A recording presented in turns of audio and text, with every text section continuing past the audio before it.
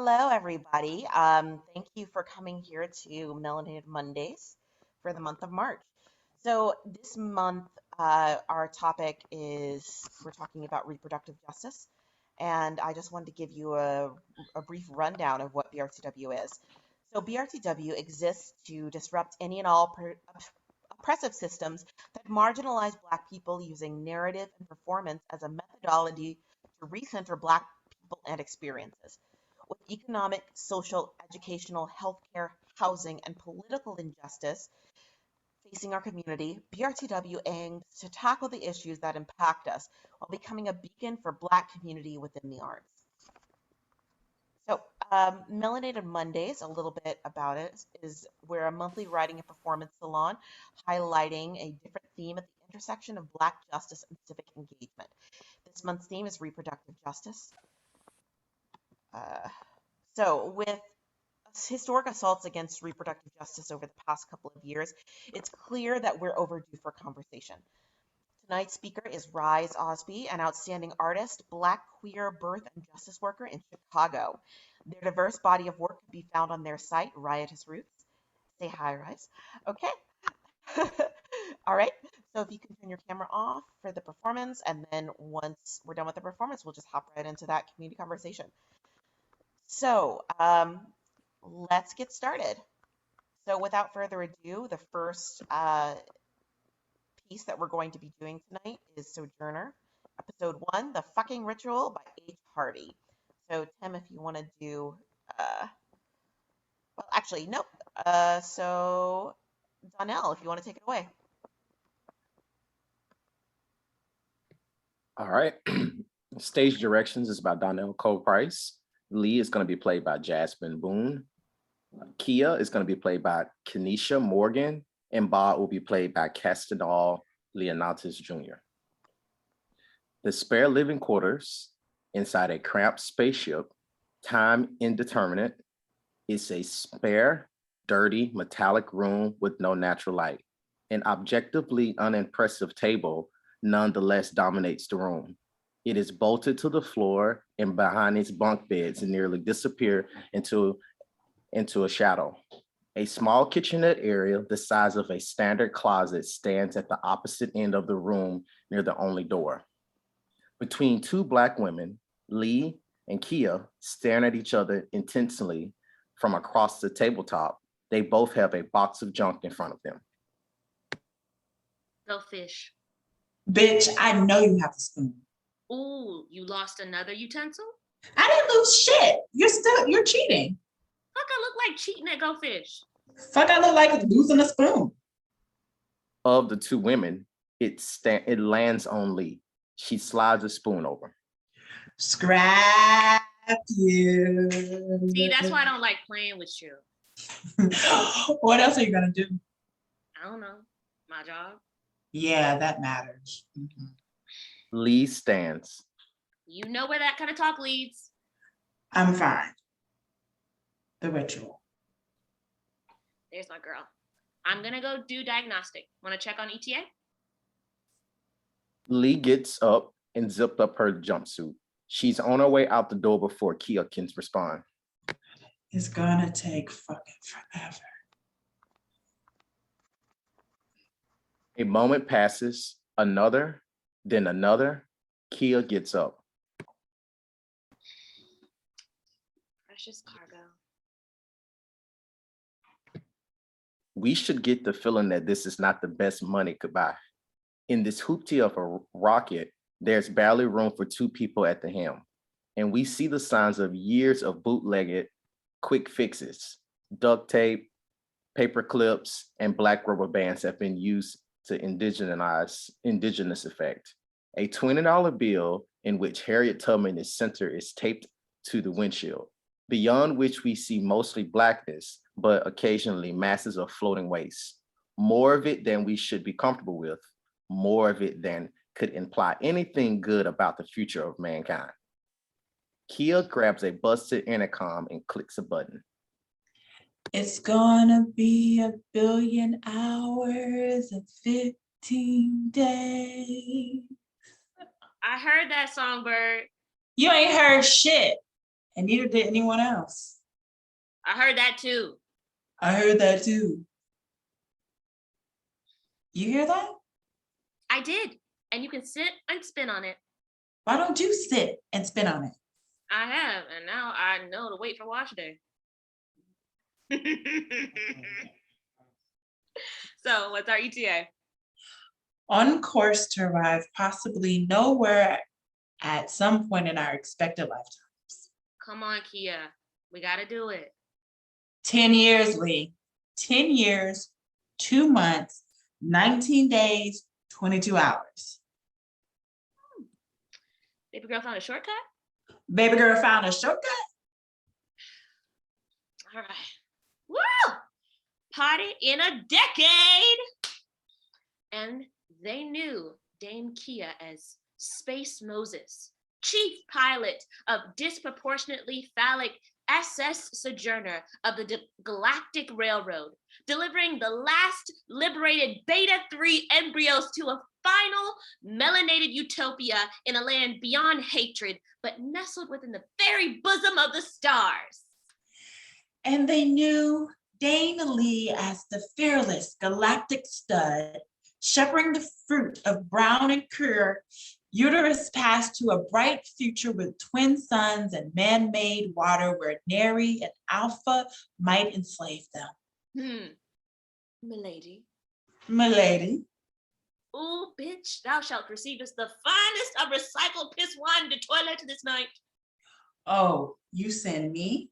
And I'm gonna read you some poetry. Poetry? Yeah. I ain't got nothing else to do, so I got culture. Lee squeezes beside Kia in the cramped steering deck. Check it. If you're horny, let's do it. Ride it, my pony. Earth poet, genuine, antebellum epoch. You managed to impress and disappoint me at the same time. Just wait till I run you some toilet wine. On the top bunk, Lee sleeps with one leg hanging over the side, her foot swaying on the bottom bunk. Kia efficiently masturbates.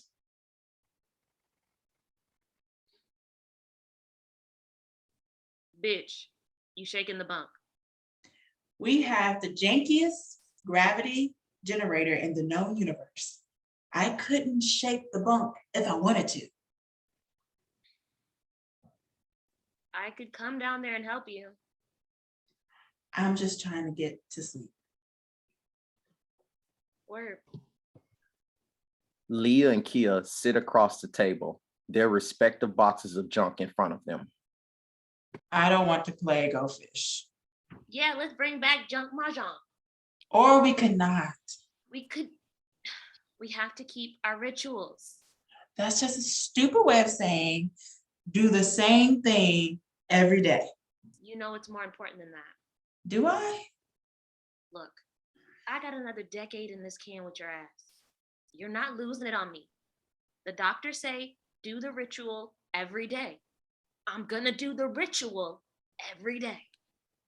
And if it doesn't matter, what if the ritual just keeps us so regimented that we don't stop to question why if we were so liberated? We can't live whenever the fuck the alphas are terraforming. Yeah. Or it just gives us something to do while they wait for this piece of shit to drop out of the sky. Come on, you gotta chill with that shit. 10 years, Lee. We're not free, we're just wasting time. I'd rather be whatever kind of free we are now than go back to being some alpha's beta. What about you? You have any duct tape? Used or new? Actually, it doesn't matter. Go fish.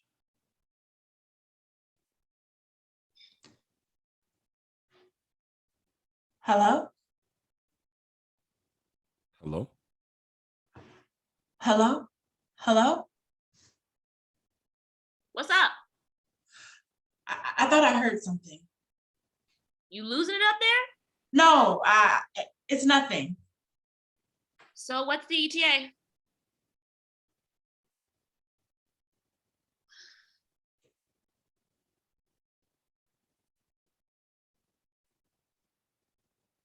Want some help with that? No, I'm good. Word. Lee and Kia across from each other at the table. You got a comb? I wanted to comb my hair today. But you got it though, right? Kia ramshacks her box of junk and throws the comb at Lee. It doesn't move with a proportionate velocity, but Lee doesn't move out of its path as it delicately collides with her face.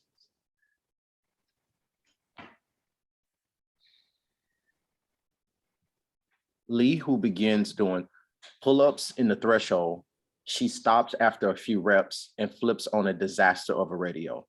It plays 90s raunchy hits between crackling and high-frequency distortions. She continues her workout. Unverified craft.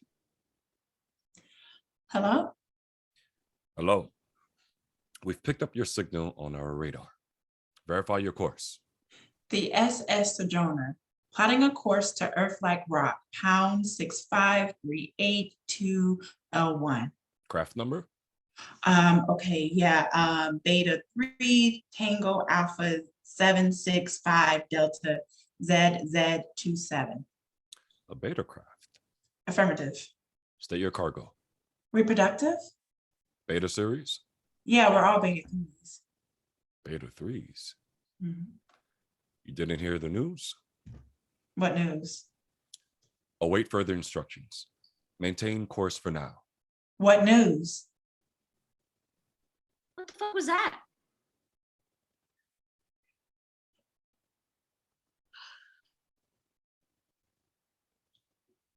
Can you like not? Oh, what? You want me to rub one out instead? Would that make you feel better? That's not fair. Nothing's fucking fair. It's part of my ritual. And right now, laying down is part of yours. Lee. Man, fuck you. Lee exits and motions to slam the door, but it doesn't close with the proper velocity. As it slowly swings shut, we see her double over and sob. It finally closes. A moment, the little radio whirs loudly to life from the other side. The fucking ritual.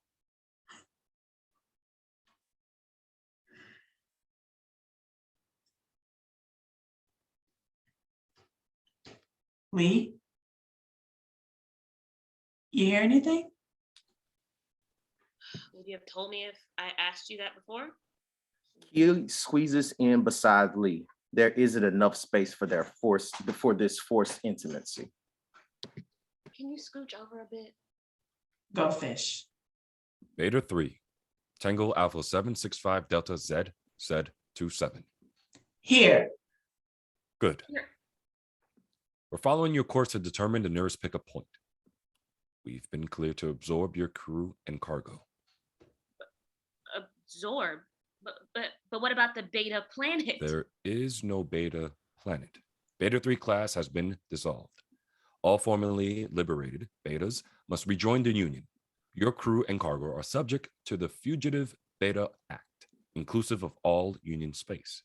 Please prepare your crew and cargo for absorption. You can't do that. We have our papers for the crew and the cargo, and all reproductive cargo is liberated class. We're taking it to ELR, pound 65382L1. You can take it up with the Union. But if you resist absorption, you'll be in violation of the Fugitive Beta Act. All Alpha ships have been made aware of your course and craft. But what if Your betas and your crew and cargo will be absorbed for all Alpha purposes. Please prepare your crew and cargo. Alpha 7, Omega 682, Kappa, Zeta 3 won't tolerate beta laziness.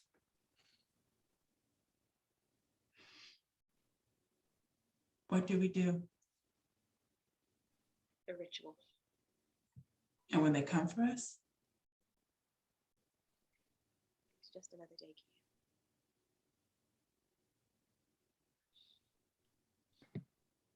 The lady? We see a radar screen and a bright line upon which the hoopty of a rocket plots along. She turns the radar off and violently jerks the steering wheel off course. The whole ship rattles. Below decks, the tiny radio wears to life, playing a distorted version of Genuine's Pony. End of episode.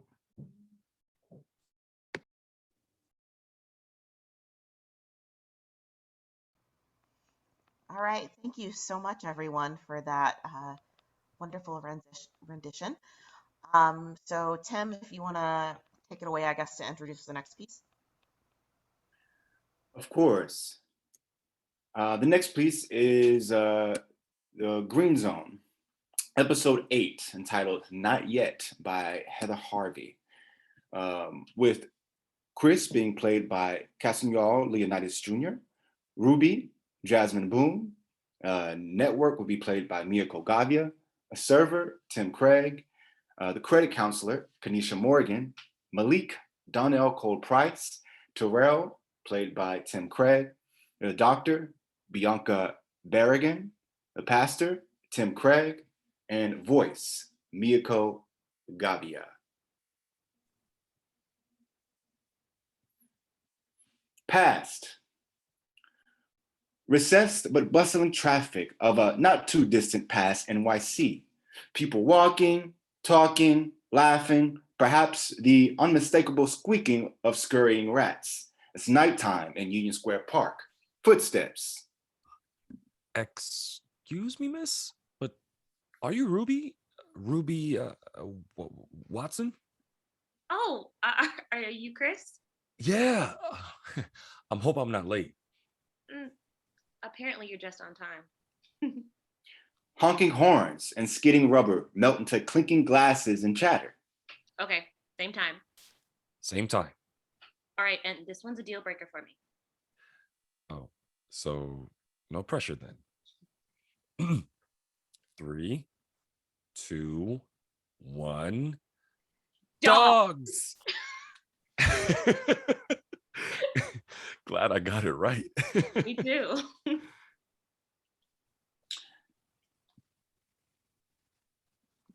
Can I interest you two in some dessert? We have a selection of fabulous cobblers. Ooh, I could go for a peach, blackberry, dogs.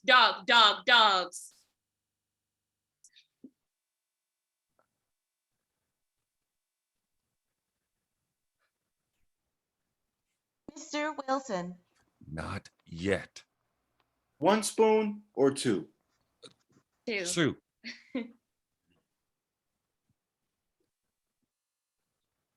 The sound, the backdrop of Ruby's dogs, ticks up, clicks, scratches, blares. Mr. Wilson. Not yet. Enjoy your cobbler. Thank you. Dogs. Memory has deteriorated. Performing Neuralink extraction in 5, But 4, but I said 3, 2, 1. Sound, tinkling glasses, scraping silverware, servers checking in on guests fades into a dispassionate beeping, oddly isolated, so otherwise quiet. It's sterile, present. I remembered just fine. She would have picked it up. She always does. Cytoskeleton collapse associated with this memory has reached critical levels. It no longer meets minimal standards for Neuralink access. We are sorry for your loss. A door swinging open, slow, heavy footsteps crossing the threshold. Welcome home, Christopher. Daily update. iBio Industries has issued your pension to your bank account. After your mortgage, taxes, lifestyle expenses, and medical costs, you have minus 53,275 credits. You are now 3,275 credits over the Green Zone residential debt threshold. Issue a payment within 7 days to avoid eviction protocols. You'll get your money. You always do. Thank you for adhering to the Green Zone community standards. Would you like to schedule a complimentary credit counseling session? Do I have a choice? You are funny, Christopher. Your complimentary credit counseling session is scheduled for Wednesday morning at 7:45 a.m. You don't have any later openings? You may cancel your session and reschedule for an inconvenience fee of 10 credits. You do not have 10 credits. Your complimentary credit counseling session is scheduled for Wednesday morning at 7:45 a.m. Guess I'll just hit the hay a bit early that night. Sound, an alarm, blaring. Beep, beep, beep, beep. Good morning, Christopher. Ah, You have 45 minutes to reach complimentary credit counseling session. Sound, a morning routine. The sequel of bed as Chris sits up, brushing teeth. The rustling of clothes. A quick shower.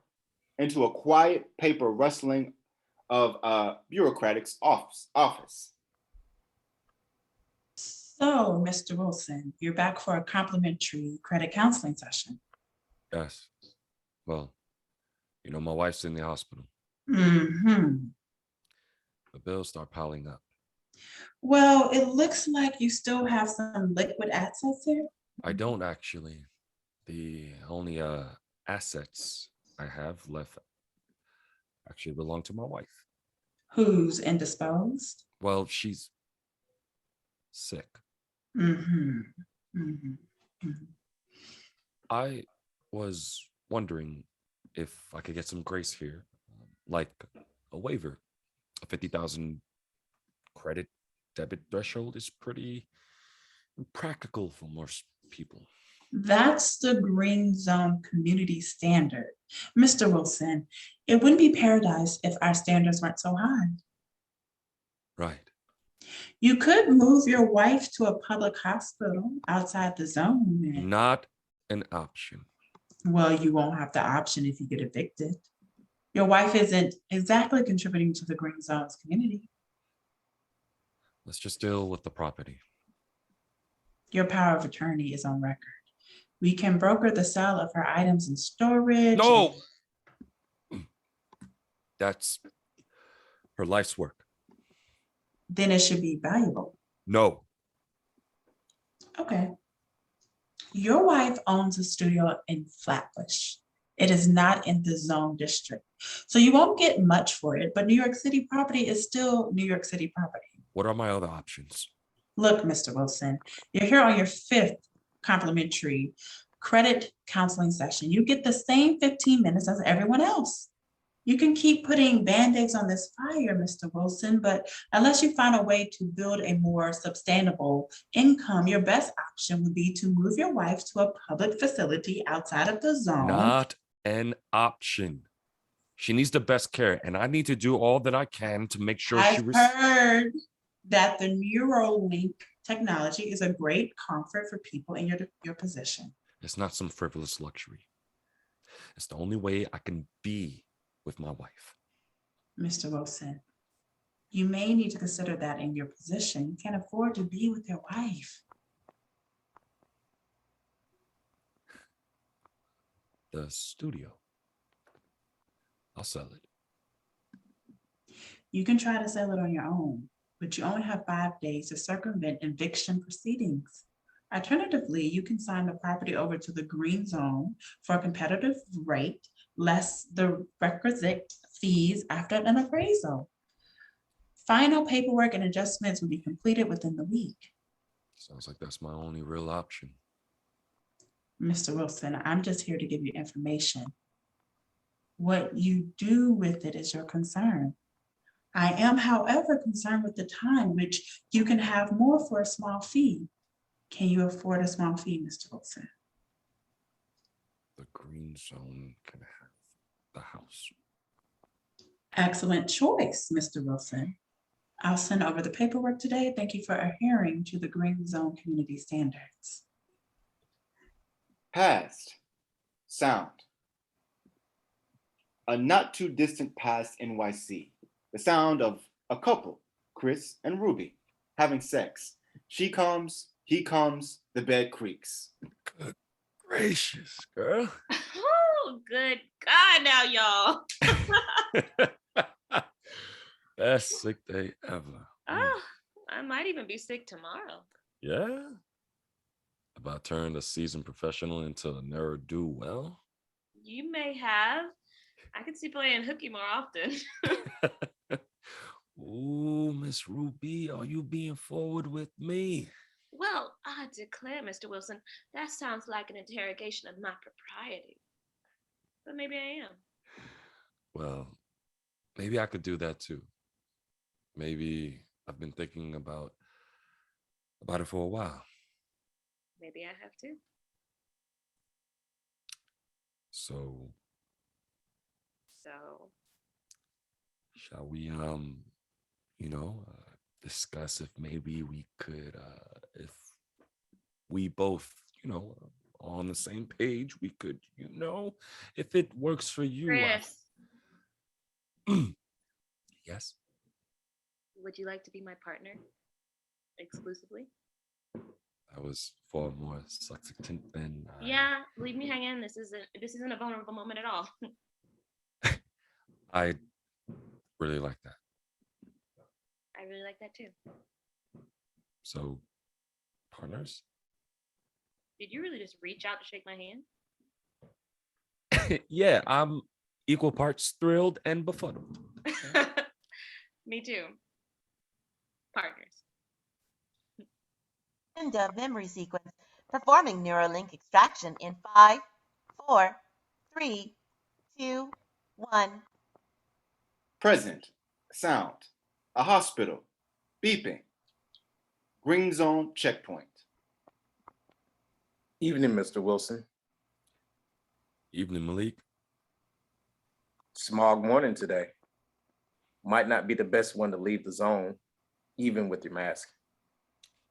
Wouldn't if I didn't have to. Understood, sir. Stay safe out there. Sound. The calm. Organized bustle of the green zone checkpoint fades into the organized chaos of the city streets. Blaring horns, the hiccuping, bumping rhythm of the cars on dimpled streets, the distant sounds of screaming, fighting, perhaps even partying. It's a different world. Sound. Keys in a lock. The door yawning open. Hey there, old timer. What you doing outside of paradise? Gotta pack up the whole place. I'm gonna sell the Pack it up.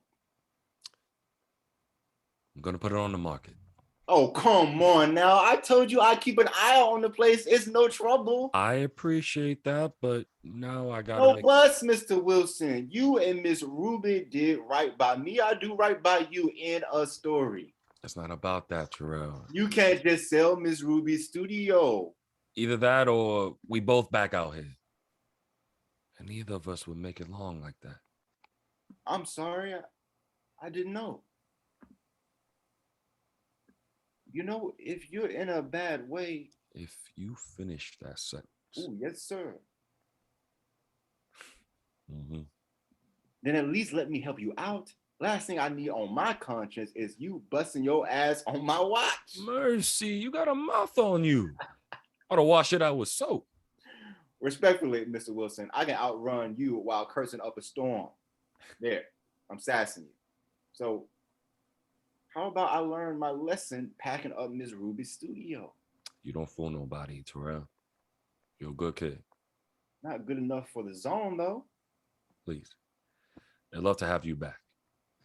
Until I outlive my usefulness. So, what goes where? Finished paintings go to the storage unit. Unfinished ones go out. Mr. Wilson. She's not going to finish them, Terrell. All right. I got this. Why don't you get some rest? I'll have everything packed up by the morning. Sound. Door swinging open. Slow, heavy footsteps crossing the threshold. Welcome home, Christopher. Daily update. Your credit counselor flagged you for lingering during your complimentary credit counseling session. You have been fined 75 credits. You now have negative 53,350 credits You are now 3,350 credits over the Green Zone residential debt threshold. Issue a payment within 4 days to avoid eviction protocols. You're joking. A horse, a zebra, and a donkey walk into a bar. I don't want a joke. I want to appeal the fine. Your request for appeal has been submitted. Your request has been denied. Thank you for adhering to the Green Zone community standards. Great. Anything else? Yes, the Green Zone Acquisitions Department has processed your property acquisition request. Congratulations! Green Zone Acquisitions Department has agreed to appraise your property and tentatively offer 98,075 credits pending appraisal. It should be worth 3 times that. Due to the Green Zone's assumption of all legal, bank, and real estate fees, the Green Zone Acquisitions Department is at liberty to reflect estimated costs against Fine. Fine. Just let me know when it's done. appraisal, processing, and final review should take no more than 2 to 3 business days. Past. A long gone Prospect Park. Birds chirping. Bikes zipping by. Children laughing. Sound. Chris and Ruby jogging. Coming up to an abrupt stop. Breathing hard. Just one quick breather. Take all the time you need. I'll just jog in place. Show off. Come on, you can make it. Go on without me. Tell my story to your children. If you keep on running, I'll. Second win. Meet Ruby. Ruby, meet second win. The memory sequence performing Neuralink extraction. No, there's more to the mem. End of memory sequence. No. I was there. We jogged through the park. We went to brunch. We went back to the apartment. Cytoskeleton collapse has reached critical levels. This is all that remains of this memory sequence. Performing Neuralink extraction. No. Take me to a different memory. Input memory sequence ID. 1 2 2 7 2 0 2 0 pound HBD 450 982.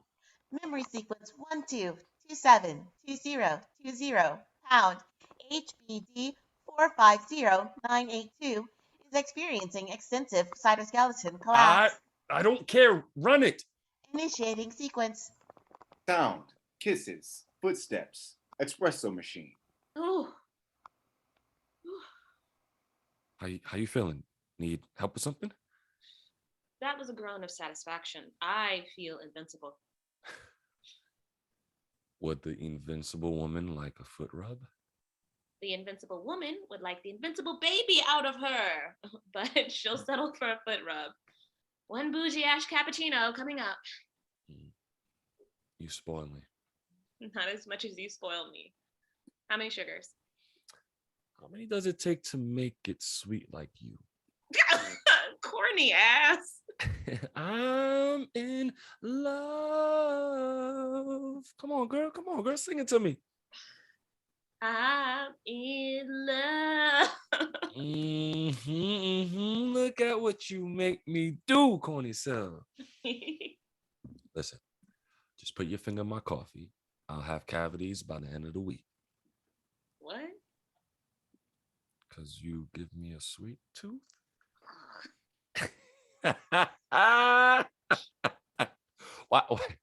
Why don't I make you dinner?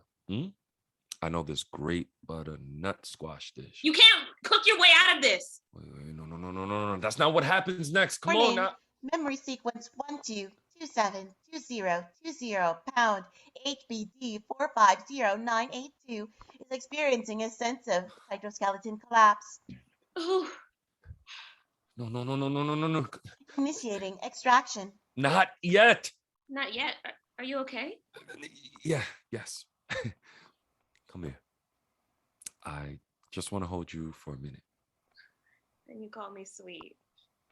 Sweet like sweet tea and cobbler. Dogs. Just stay with me. Oh, Chris. Just one more time. Just this last time. How about that butternut squash? Chris? I stand right here and you stand right there and you say, Dogs. Sounds delicious. yes, yes. Oh, It's okay. It's the best day of our lives. Sound. Water spilling on the floor. Chris, I got the keys get the bag. and the bag. I got it. I got Dogs.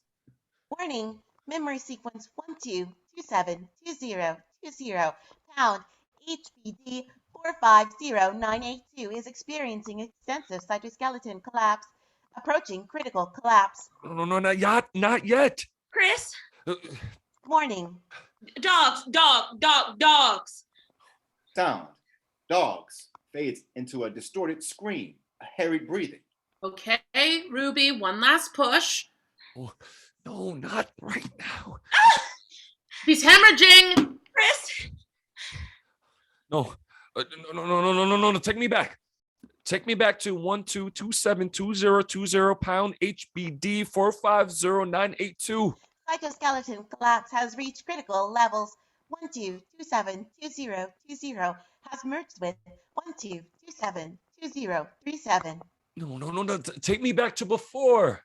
12272020 has merged with 12272037 has merged with 132037.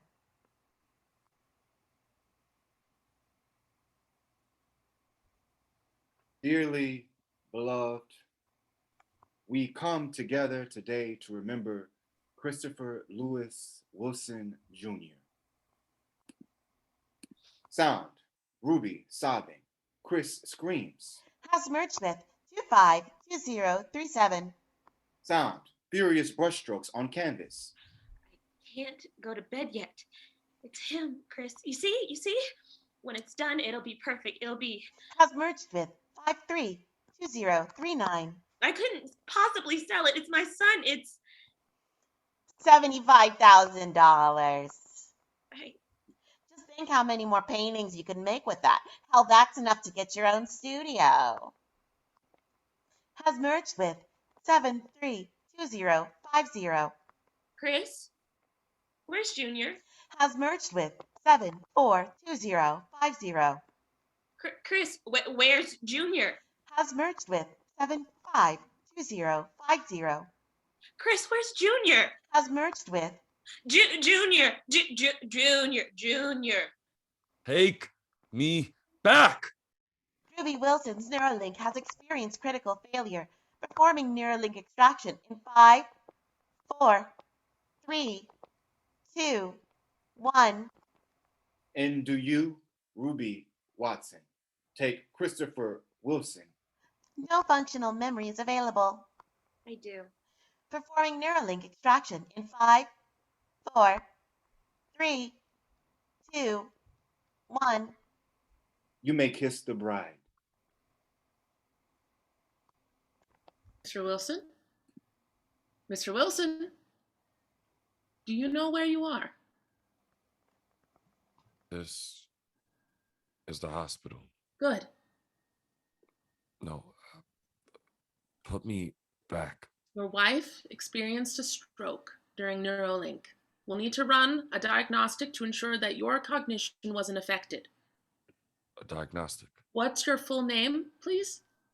Christopher Lewis Wilson, but Ruby. Your wife has been stabilized. Do you know what day it is? December 27th. Please, put me back in. Mr. Wilson, you deliberately disobeyed network notifications. Even if your wife's dementia wasn't so advanced, such an extended Neuralink connection would be inadvisable and dangerous for both of you. We had to perform a hard extraction to get you out. We're not sure that Neuralink will be operational in the future. Sound. A door swinging open. Slow, heavy footsteps crossing the threshold. Welcome home, Christopher. Daily update. Congratulations. The Green Zone Acquisitions Department has processed your property acquisition request and completed its appraisal. It is prepared to offer 75,575 credits pending your approval. But that's... Fine. I approve. Congratulations. You now have 2,200 or 22,250 credits. You are now in good standing. Thank you for adhering to the Green Zone community standards. You're welcome. Green Zone Community Health Services, brought to you by iBio Industries, has flagged you for abusing the Neuralink technology. You have been charged a premium for unconventional use and fined 3,500 credits. Additionally, Ruby Wilson has experienced a catastrophic medical emergency requiring immediate treatment. iBio Industries estimates a bill of 32,075 credits pending final calculations. Your bill will be due within 10 business days. End of episode.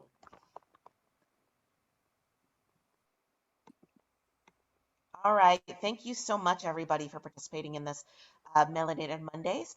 We'd like to invite our actors to either stay on or leave if they choose, while we're going to have our conversation with Rise.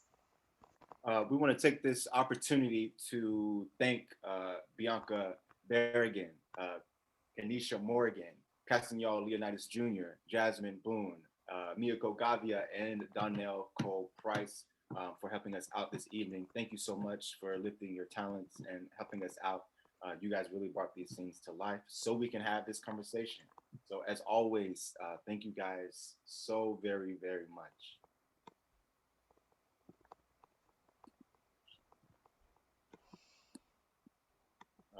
And we'd like to introduce Rise Osby.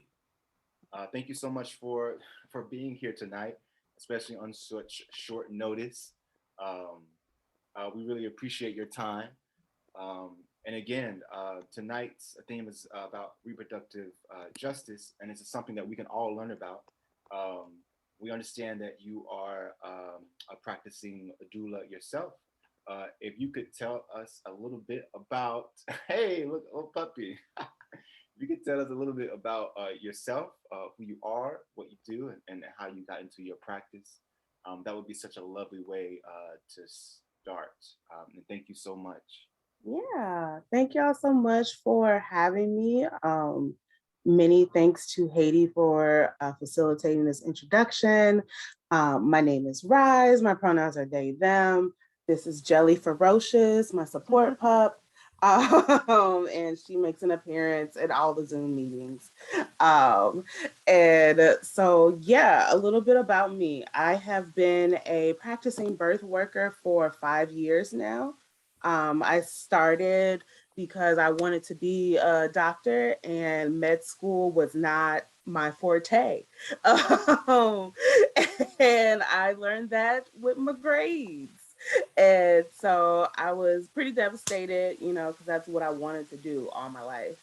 But Kismet, I met my first doula in the major that I switched to after I dropped pre-med. So and I pretty much knew in that moment that that's what I was going to do. And so I got training in 2017. At that point, there was only 2 Black women run doula trainings in the country. And one of them was Sister Song, who is a Black Southern woman-led intergenerational organization who has been around for a long, long time. And then the other one that I went through is Ancient Song Doula Services in Brooklyn, New York. So now there are a lot more trainings, but then it was pretty bare bones, which is like amazing considering it's only been 5 years and all of this changes happened. So when I got back to Chicago, I started volunteering with Chicago Volunteer Doulas, and I've still been with them. And now I've also expanded into just doing my own thing. I'm also a trauma education facilitator.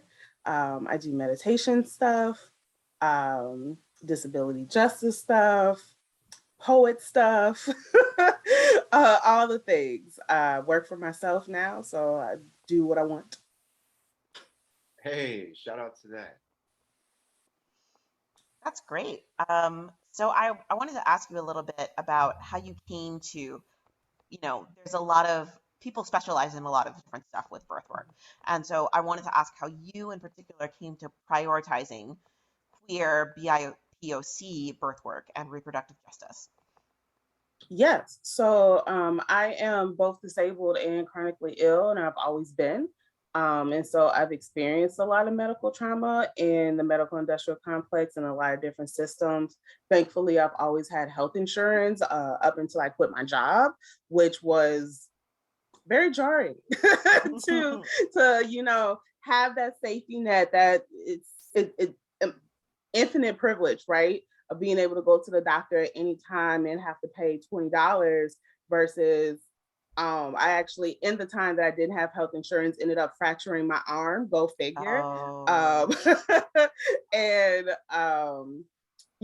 thankfully it healed naturally on its own, but that could have been a really different situation, Mm-hmm. So I've always wanted, that's the primary reason why I wanted to work in a medical field. I love medicine, but I also, it was a personal thing. And I mean, there is no, to me, like, Black and brown and people of color are not a niche group of people, they are the people. And so it was never a question that they were going to be prioritized, right? So like it was never I came to, it was a automatic. Of course I will, like in that way that like, your mama, don't have to tell you not to act a fool when you go outside. Of course I will not. I'm over here, I'm by your side, I'm not gonna say nothing. So that's how it was. Like this was happening. And that's actually how I came to decide what doula training I was going to go to eventually. I reached out to a lot of different doula trainings, and Ancient Song gave me the best answer that aligned with what I wanted to do. I wanted to work with Black and brown folks. I also wanted to work with disabled folks. I also wanted to work with trans and non-binary folks. I wanted all of it, right? Mm-hmm. I also wanted to work with low-income folks, right? And so like all of these intersections, they were able to speak to that was going to happen in the training, or I was going to get prepared to in the training. So that's what I did. I have a follow-up question to that. Like, did you have to go to training on top of general birth work training, like postpartum care or stuff like that, labor and delivery? Did you have to undergo specialized training for dealing with marginalized communities? Is this something that was very much informed just by your life and your practices and the people you surround yourself with? Like, how did, what additional work did you have to do, and what additional work would other people in your profession have to do to reach that competency? Yeah, so that is an excellent question. I'm gonna answer that in two parts.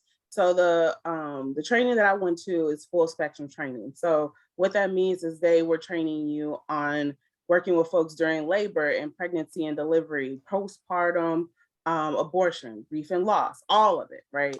I also chose that training because I felt like I had enough when it came to working with marginalized people, but I still wanted to be with other marginalized people. And that's why I chose that training, because I just knew that I was not in the mood for the whites to be white.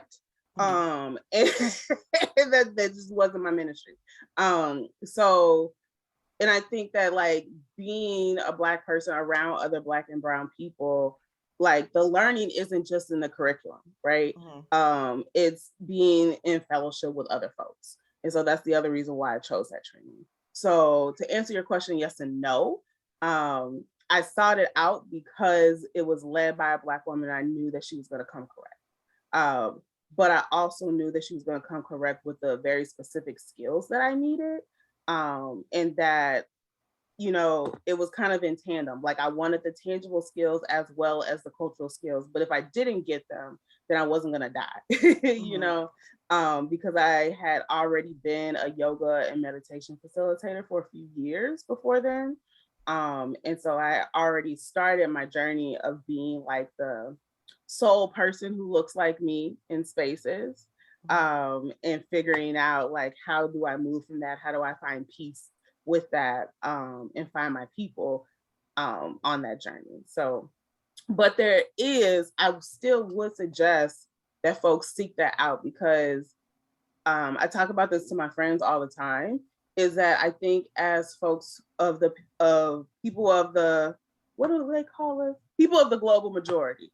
But I think, which is basically Black and brown people. I think we are so used to fighting white supremacy at the very tip of the iceberg that when it comes to intra marginalizations, like where we have to interrogate our own privileges, we don't get the opportunity to do that often enough, because we're still like fighting like the very tip of everything, right? Like, and so that's the other reason why I wanted a space where it was just us, because I still have privilege amongst my marginalized identities, right? I went to undergrad, I went to grad school. Even in the times when I was financially struggling, including now, I have parents who are willing to help me if I ask, right? So like, even if I'm not middle class, I'm still middle class adjacent, and that matters. And so for me, I had to do the work to be like, okay, what are the things that I'm going to miss because of my privilege, because of my economic privilege and my proximity to it, right? And I noticed in the pandemic, like that even just one privilege goes a long way, right? Yeah. because yes, I'm Black, yes, I'm neurodivergent, yes, I'm disabled, right? And I have a home. And so I could be all of those things inside my home, right? Like, which is a extreme difference between someone who has all of those identities and is houseless, So I definitely think there are definitely trainings that talk about that. And I think those are important. For me, I kind of like sought that out by way of self-reflection and choosing the people that I was around wisely, and continuing to do that to make sure that the things that I will inevitably miss because I have privilege, I will be able to catch and humbly pivot and make sure that if I cause any harm, that I rectify that. Okay.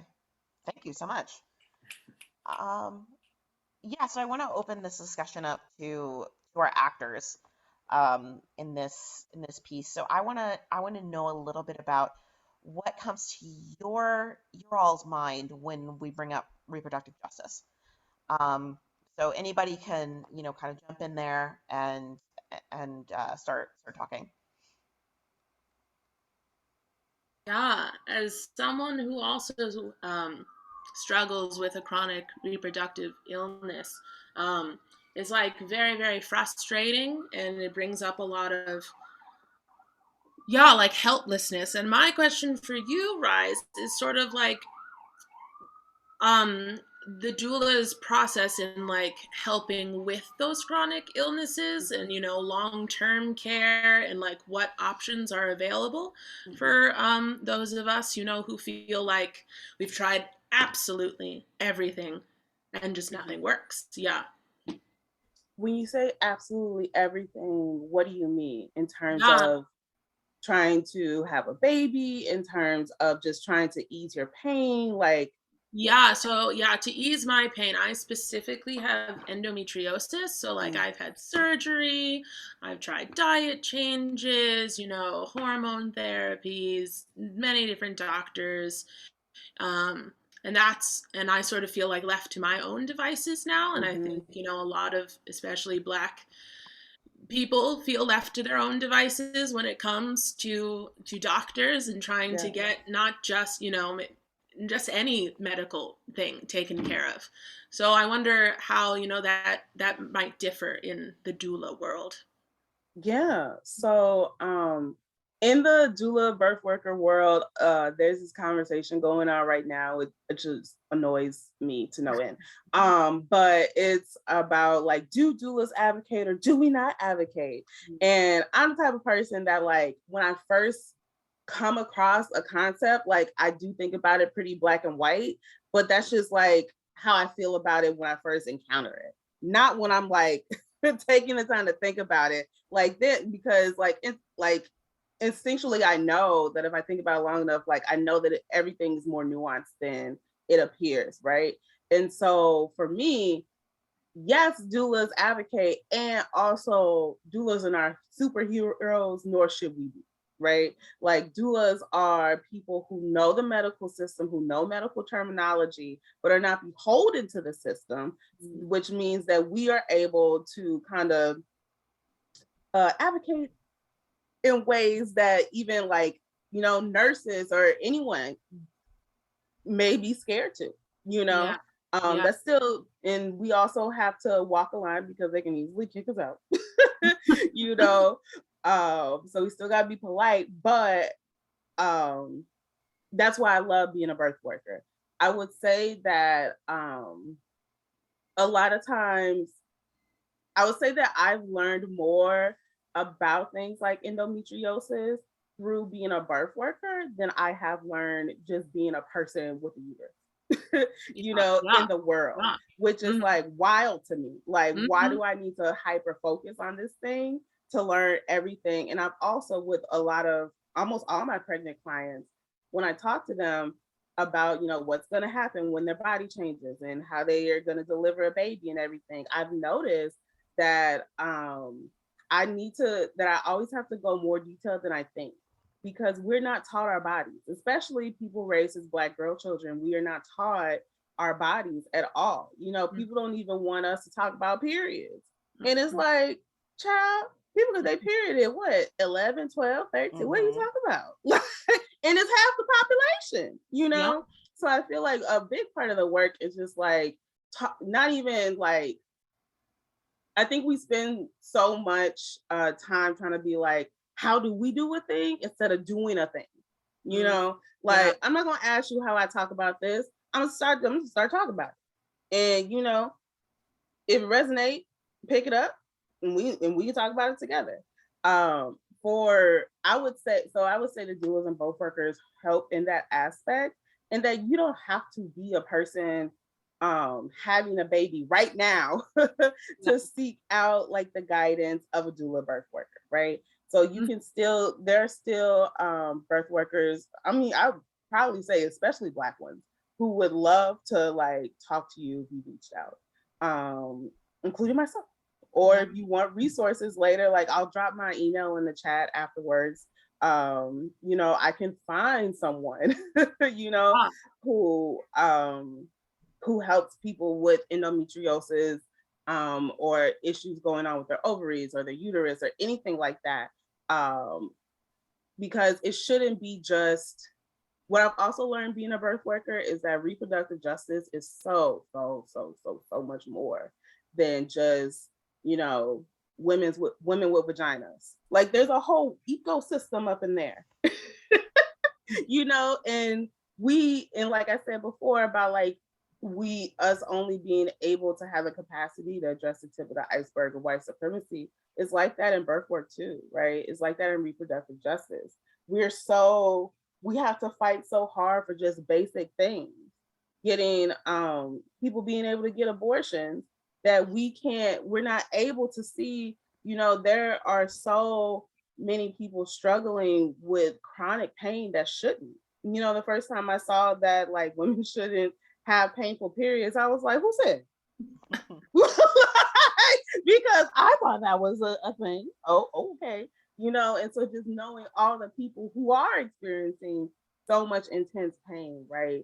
And feeling like it's normal. And there's a study that recently came out that said that menstrual pain can be as intense as having a heart attack.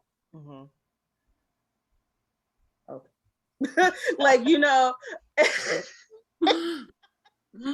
so it's also, you know, and it's also about how society views people with vaginas, right? From the lens of, you know, women and girls, which then means subservient, which then means less than, which then means, you know, not worth the research, not worth the action, all of that, right? So when I think about reproductive justice, reproductive justice is also gender justice, right? Mm. Because they're like, we can't separate them, because a big reason why so many people with uteruses suffer is because they, they assign them as women, and then they're like, well, you don't mean anything.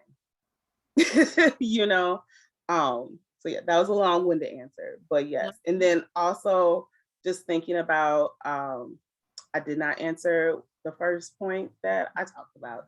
Doulas, to me, do advocate, but we have to pull back our ego. And I will only advocate on behalf of a person if I know that my ego is checked. Any other time, I'm advocating with them, like alongside them. So an example of that is, what happens a lot is that doctors will come in very quickly in a rush, and they'll be like, well, da, da, da, da, da. And I'll be like, oh, hi. I have a question. So, okay. So you said A, B, C, D, E, F, G. And then I look at my patient and I say, my client, and I say, do you understand that? Do you understand that? And then my client will be like, yes. Or they'll be like, well, I don't understand why I have, oh, well, my client doesn't understand why. Could you talk about that more? And they hate it.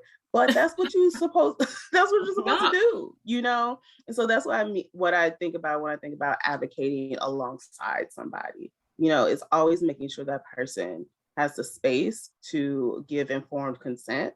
And my job is to create that space with my voice and with my body. Amazing. Wow, that's really important. Thank you for sharing that. Did anyone else from the cast have anything that they wanted to talk about? As far as their thoughts on what reproductive justice is, or how, reproductive justice relates to the pieces that we did today. No? Okay, that's fine. So I'll move on to Cass. go ahead. Cass Yes. Thank Yeah. you. Thank Unmuted. you, Raz. Okay. Yes. I'm new to the term doula. I was wondering if you could just give me like a basic knowledge of what the term You're means. new to the term Doula. Oh, okay. Yeah. And So thank you for that question. That's really important. So a lot of people still use the term doula. I use doula and birth worker interchangeably, really just because I don't have any other alternative, or no other alternative word has been created yet that encompasses all that a doula means other than birth worker. But even birth worker is limited, because like, what if I'm showing up for somebody who's lost a child? I'm not going to call myself a birth worker in that respect, But the reason why I try to find a word beyond doula is because the origins of doula actually, I think, is either Greek or Latin for slave. Right. Oh. So it was back in the day, Black women who would catch babies and who would be beholden to, white women and their children. And so that is the very beginning origins of it. Obviously, as time went on, it became repurposed, like a lot of words become repurposed by the community.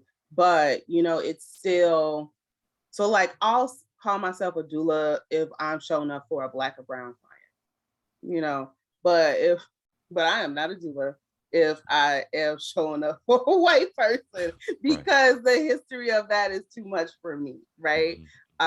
So it's definitely one of those nuanced things. But yeah, that's the origins, and it basically means to serve. It's just unfortunate that the origins were to serve white people. Thank you for that important distinction. Yeah. So I wanted to move on to, action items. So are there any action items we can take to promote reproductive justice in our own communities?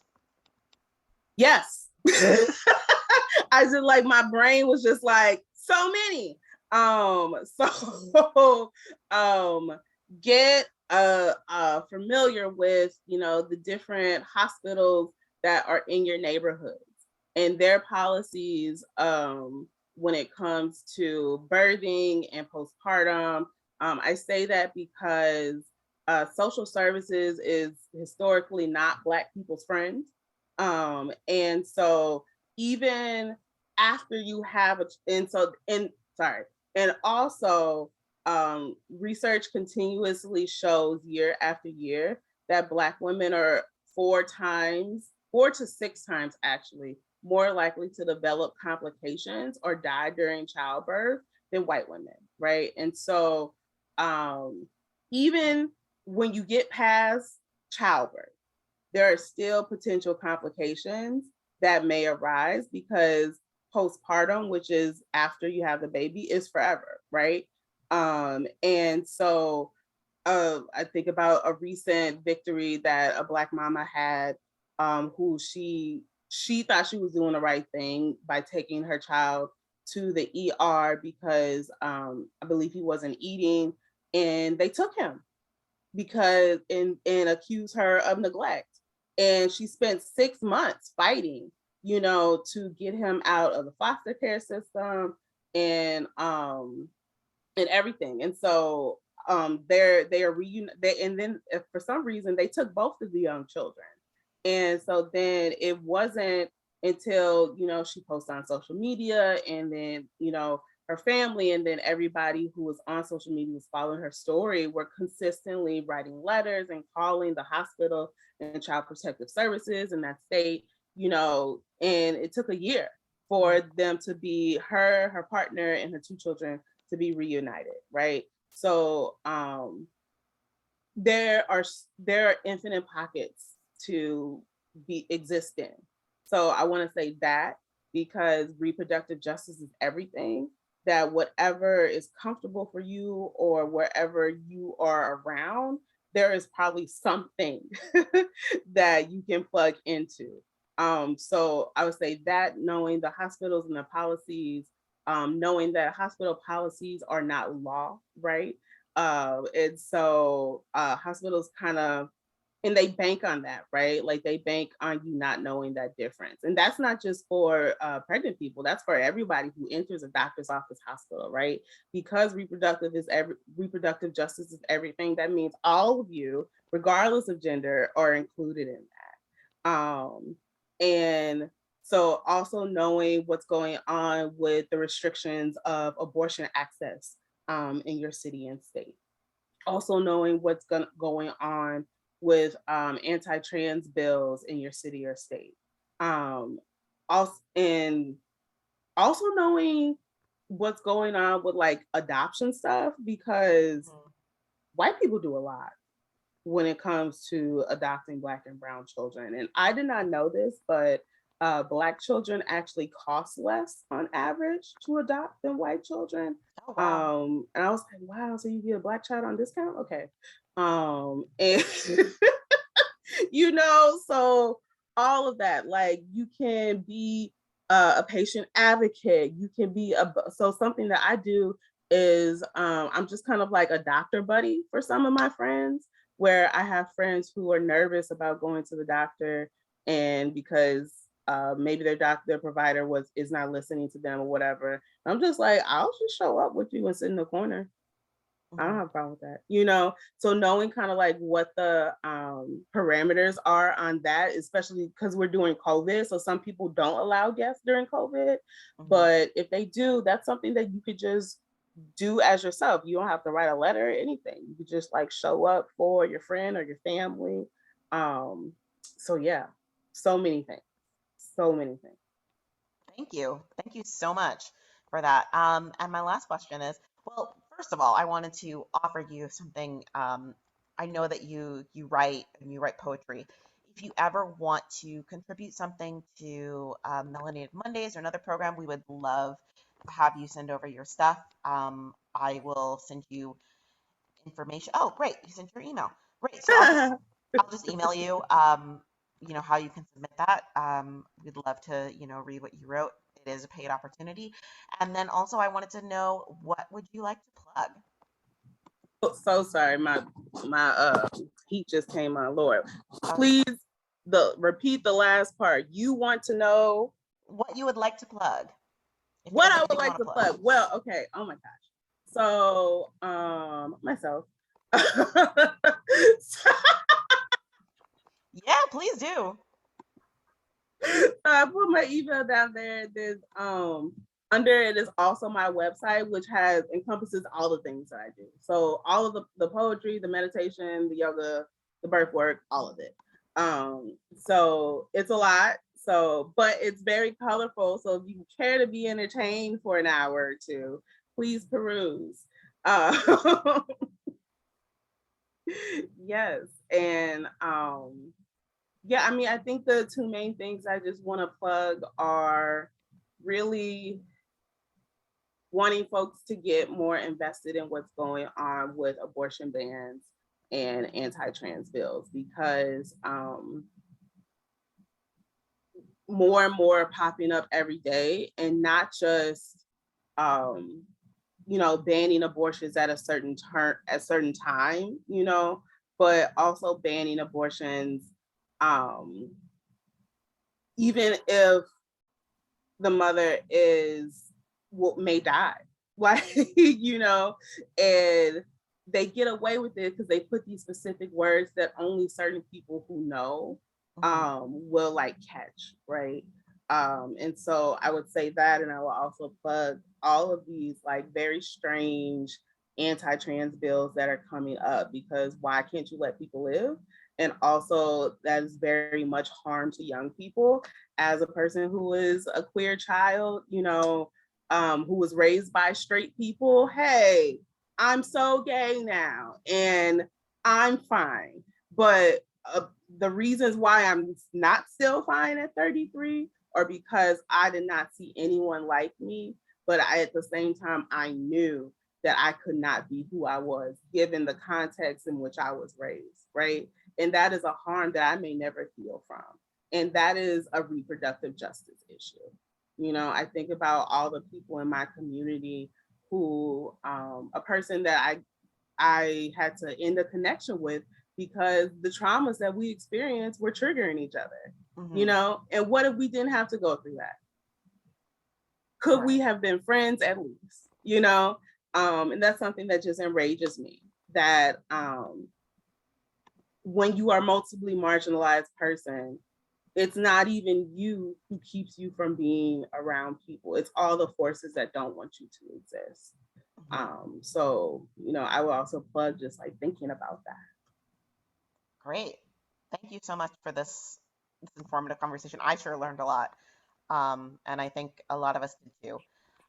So thank you everybody for attending this Melanated Mondays. Tim, do we have any other final announcements? No, we just want to take an opportunity to let you know about BRTW's ongoing podcast through the Revolution Now cohort. You can find that on most of your streaming devices, Spotify, Apple, and Audible. Melanated Mondays is every third Monday. You can find this, what have you, on social media, our website. You can find it on Facebook. I want to again say thank you so much to these talented actors who lifted their voice to be able to give us a beautiful, beautiful narrative so we can better understand more about reproductive justice. And I also want to really thank Rise for their time and being here tonight and enlightening all of us to a world that we should certainly get to know more about. As they said, we are all affected by it, so we should all learn more about it. Thank you so much. And that's all. And also that's them scenes. I was just coming to make sure that I wasn't late, okay? But then, and I was like trying to ignore it because I was like, this ain't my part. But then y'all, I was like, oh my God, what's happening?